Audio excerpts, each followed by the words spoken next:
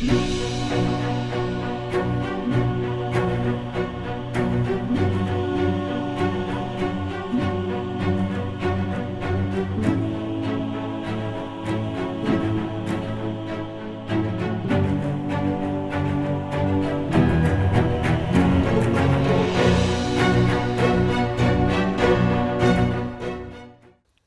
pasado 17 de enero, nos enteramos de la emboscada y masacre de 10 personas del municipio de Chilapa de Álvarez en la montaña baja de Guerrero, varios de ellos policías comunitarios.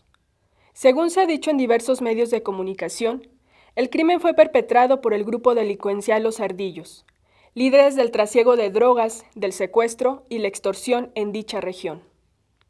José Julio y Cándido Fiscaleño Hilario, Crescenciano Migaleño Cuapango, Israel Tolentino Ahuelican, Israel Mendoza Pasado, Regino Fiscaleño Chautla, Antonio Mendoza Tolentino, Lorenzo Linares Jiménez, Juan Joaquín Ahuejote y Marcos Fiscaleño Baltasar. Israel Mendoza, el más joven de tan solo 15 años. Enlistamos sus nombres a propósito, con la firme esperanza de que aún seamos capaces de nombrar y reconocer, en medio de la tragedia, las vidas que perdemos. En la vorágine de la información, hemos sabido que los asesinatos estuvieron antecedidos por momentos de tortura y crueldad. Esta tragedia nos recuerda que en las disputas por el poder político y económico, la muerte nunca basta, que no es suficiente el cuerpo inerme despojado de su existencia. En los tiempos de horror, es preciso degradar, ultrajar, arrebatar todo signo de humanidad. Se destruye la unicidad del cuerpo para leccionar, para dejar clara la ruta de la acumulación material y simbólica del poder arbitrario, la ruta de la desposesión absoluta. Por eso es tan importante decir los nombres, enunciar sin enmascarar y al mismo tiempo cuidar que el cuadro de la violencia no cumpla con su cometido de eliminar los vestigios de la dignidad. Guerrero, uno de los estados del país que ha sido azotado históricamente por la violencia y la pobreza, pero también por la gestión de sus propias luchas. Guerrero, ahí donde más del 60% de su población vive en condiciones de pobreza y en desplazamiento forzado constante debido a la violencia desatada por el narco y las disputas políticas que parecen no dar tregua. El mismo Guerrero de los 43 estudiantes de Ayotzinapa y de los desaparecidos de Iguala. Pero también el Guerrero de una tradición profunda de resistencia popular y organización.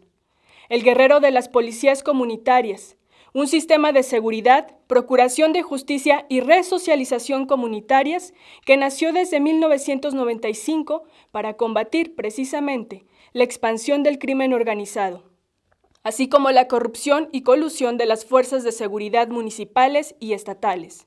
Sistema que además está inserto en diversos reglamentos jurídicos que amparan su legalidad. La difusión titubeante de la masacre del 17 de enero en Chilapa, Guerrero, que con el pasar de los días fue tomando visibilidad mediática, ha sido rebasada por la atención recibida a un hecho vinculado a la misma. La presentación de 19 niños en preparación para formar parte de la policía comunitaria de la región. Según sabemos, al menos 3 hijos de las víctimas de la misma masacre. Las imágenes que han corrido rápidamente de niños de entre 6 y 15 años con el rostro cubierto, marchando con rifle en mano y haciendo demostraciones precisas de su entrenamiento, nos abren una gran interrogante. ¿Dónde reside la fuerza narrativa de la vida de los integrantes más pequeños de unas comunidades en las que sus expectativas de vida están extremadamente disminuidas? En un territorio en donde la criminalidad ronda, la infancia es el integrante más vulnerable. Sin posibilidad de terminar la educación básica, formar parte de la defensa de su pueblo y de su familia se les presenta como una de las pocas opciones que tienen para continuar su vida. Resulta inevitable que las imágenes nos hundan en un estado de vacilación respecto a lo que logramos entender de los procesos autónomos de las comunidades a lo largo de todo nuestro país. Sin embargo, frente al desamparo social y político, resulta complicado emitir juicios apresurados. Sin duda, las derivas que la infancia enfrenta en nuestro país son dolorosas. la necesidad de tomar o no las armas para contener la violencia, se confronta con los llamados de atención para evitar involucrar a menores de edad en conflictos violentos y hacer respetar sus derechos más básicos. ¿Dónde y cuándo empieza la vulneración de su integridad como personas de las y los menores de edad que viven en contextos de marginación social y de violencia? ¿Quiénes seremos capaces de recuperar las historias de esos niños que hoy sujetan los rifles en señal de defensa y que tan expuestos están a la criminalización y revictimización? ¿Cómo evitamos que sean imágenes expuestas a la espectacularización y banalización de las violencias de las que son objeto? ¿Qué hacemos con sus anhelos de no solo ni siempre ser policías comunitarios? ¿Qué pasa con las comunidades fragmentadas, incompletas, despojadas de sus integrantes? ¿Y qué es lo que tiene que hacerse para sostener la existencia cotidiana?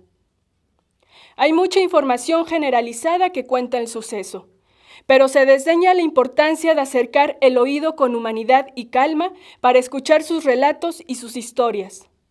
¿Cómo fue que las risas y los juegos pasaron a las armas?